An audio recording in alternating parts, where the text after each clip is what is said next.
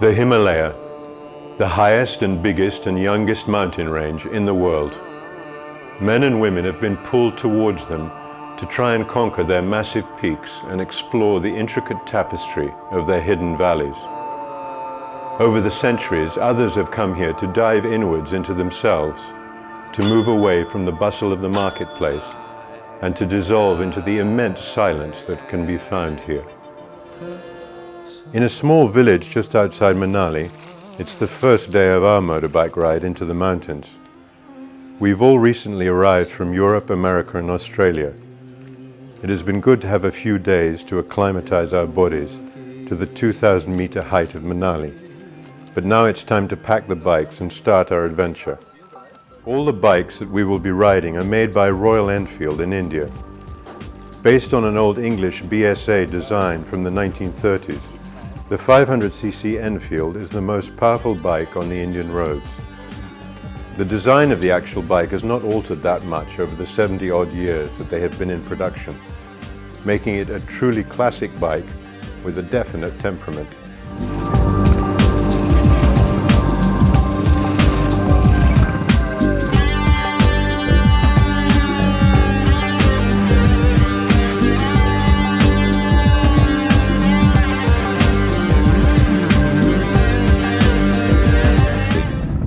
I love riding Enfields. I just love the feel of them, I love the sound of them. I think it's also because it's India, that I'm always riding them in India. But I just really like the bikes. I like how they feel. I like when you sit on them, I like the doof, doof, doof,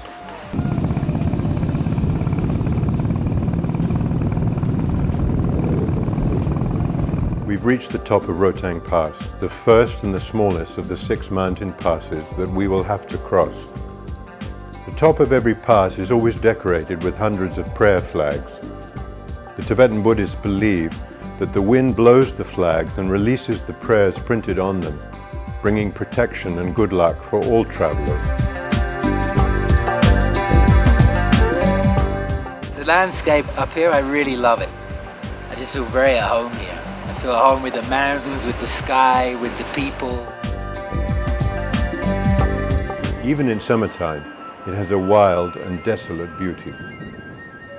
We cross the bridge over the Chandra at a small collection of temporary tents called Batal and start the climb up Kunzum La.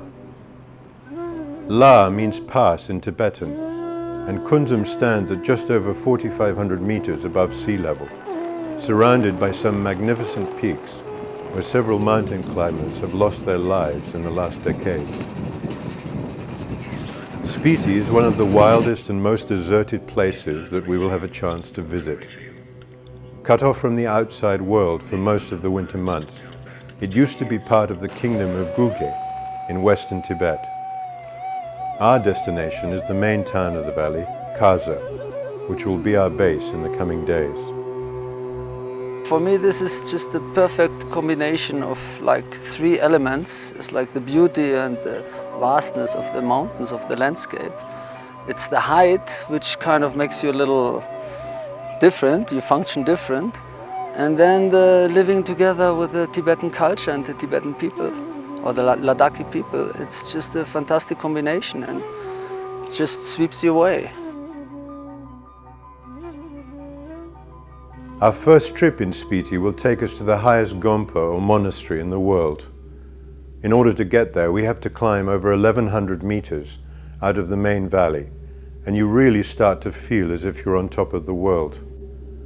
The landscape is so vast and remote that it is hard to imagine how human beings can live in such an inaccessible place and survive the harsh winters that happen here.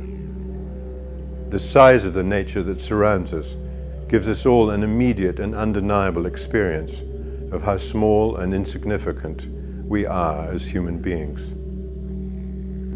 Our first view of the Gompa immediately shows how isolated it is. It lies starkly alone at 4,600 meters above sea level and is called Comic. It is our first experience of how far away from the modern world a Tibetan monk lives, and we will encounter this same remoteness in other Gompas that we visit. By chance, the monks are conducting a puja or ritual prayer meeting when we arrive, and we decide to join them.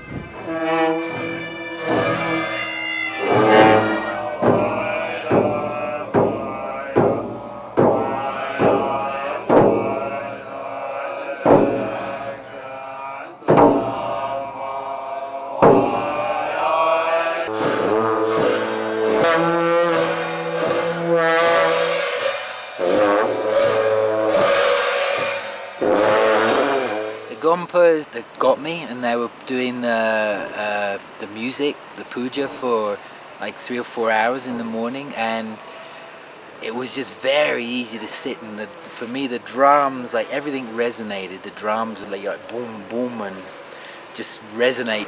The cymbals, it kind of keeps you awake. The effect was, it was just really nice to sit, and I would sit for hours and just really enjoy, which is rare.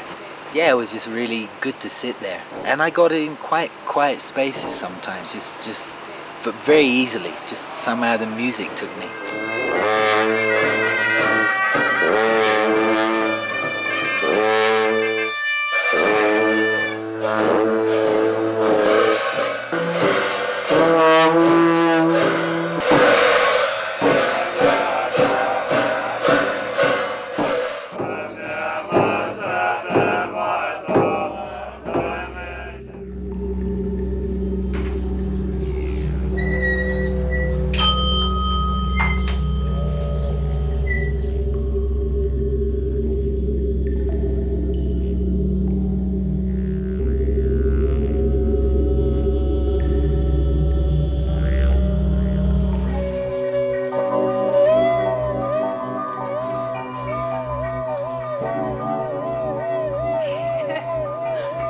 One of the highlights for me was in Mud, where we stayed for 2 nights with a family. And for me, I loved just to be invited into that. There was a grandfather with he was 70, but he looked like 170, with this kid whose mother had died. And just this whole extended family, like, felt so natural. I was so comfortable in it. And for me, I just feel that people are very open, just very rooted in themselves. After a simple local meal with our new family, it was time for some relaxation over a game of dice.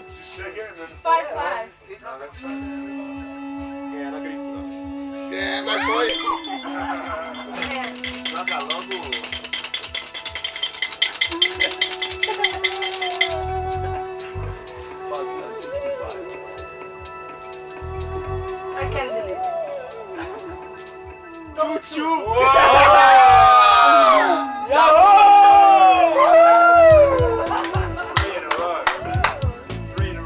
Our stay in Spiti Valley was over, and it was time to retrace our steps, cross over Kunzumla again, and return to Lohol Valley.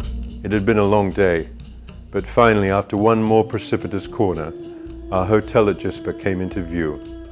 It was a welcome sight and comforting to know that we would be able to rest up there for 2 days before tackling the hardest part of the road. I just walked up the steps and I can hardly breathe. It's amazing, huh?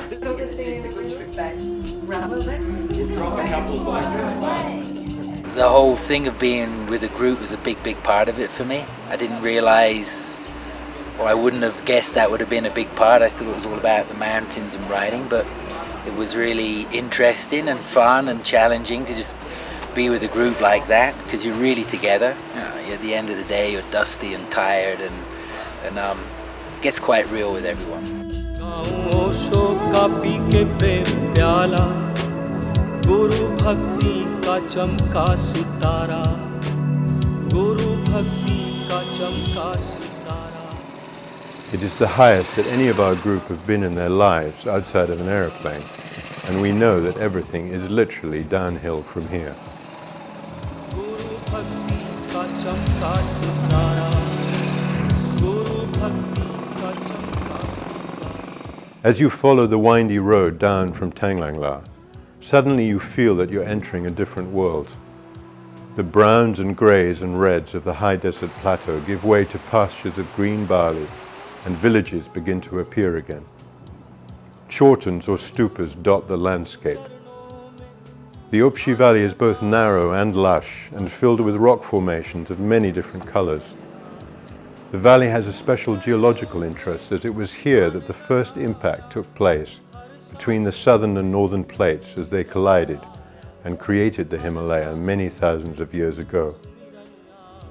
We are now only 50 kilometers from Leh, and at Upshi the road joins the fertile Indus Valley, and we follow the river into Leh itself.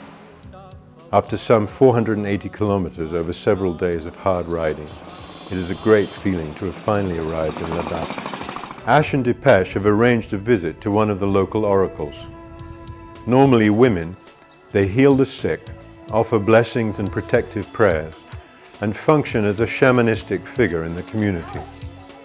They also predict people's futures, which has turned our minds towards our own possible destinies. I suppose I was wondering whether I might ever get another girlfriend. That's probably the main question I've got. Or am I destined to be a lonely old man? I have very few expectations. Yeah, I don't know if I want to know too much about my future. I just let it unfold. I've been feeling the same, but I don't know, I'm starting to ask about relationships and futures, I guess, just what she has to say. Pour moi, ça me fait rien pour le poulet sur le pont avec le bicyclette. Oui. Don't really have anything specific, but you never know. Lots of money and many girls.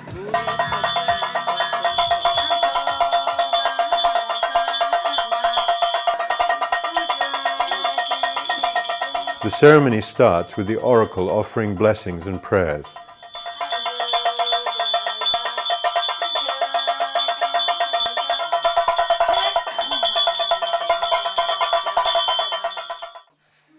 Then the local people approach her with their problems and illnesses.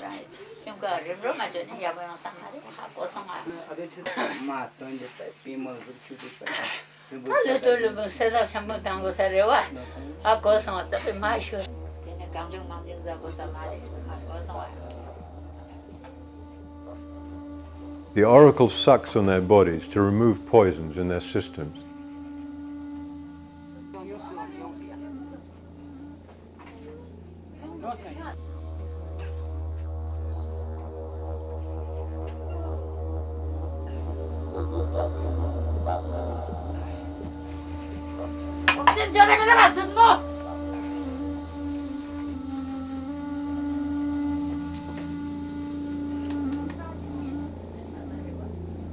She then gets one of her assistants to heat a piece of iron over the kitchen stove until it becomes red hot.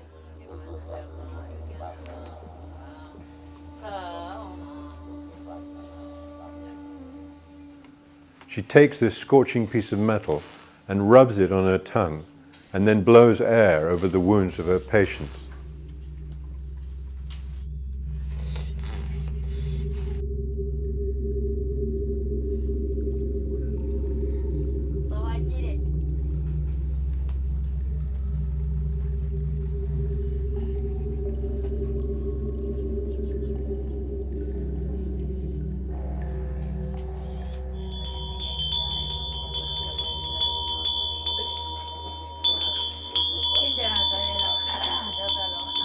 After seeing all the sick people who come to her, she calls each person forward and blesses them with chants and touch.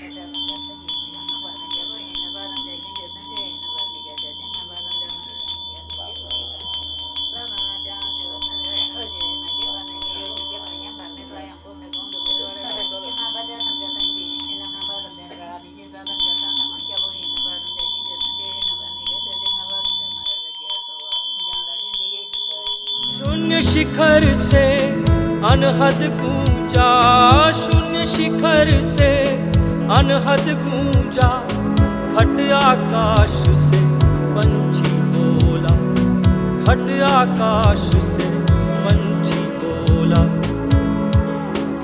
जागो धरती पे मौसम है आया, जागो धरती पे मौसम है आया।